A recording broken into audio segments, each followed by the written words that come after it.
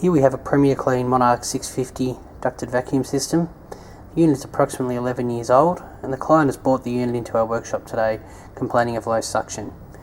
When we've removed the lid from the unit, we've tested the motors and we can see that the right hand side motor here is not functioning.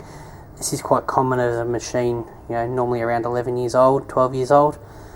It's just general wear and tear. We will advise the client to replace both motors in this case, as normally if you only replace one, the second motor probably isn't too far behind in failing. We'll just turn the unit on now and confirm that it is the right motor that has failed.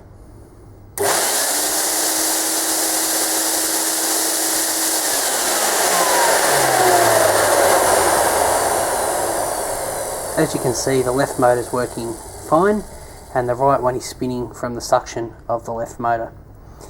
We'll now show removing the motors and installing the new ones.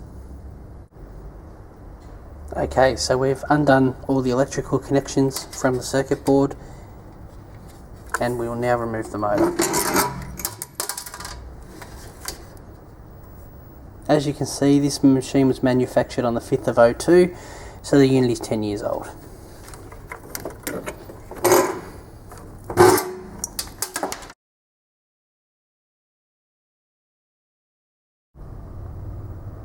Today we'll be installing two Amatec motors into this particular unit. Motors come with a 12-month warranty and cost $185 each, plus a $50 fitting fee, a total of $420.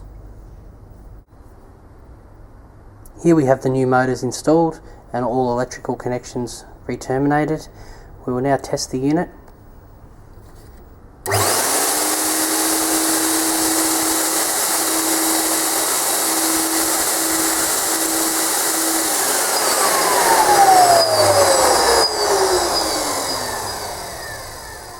As we can see, the motors are working perfectly, and we'll now put the bottom plate back on the machine and advise the customer that the unit is ready.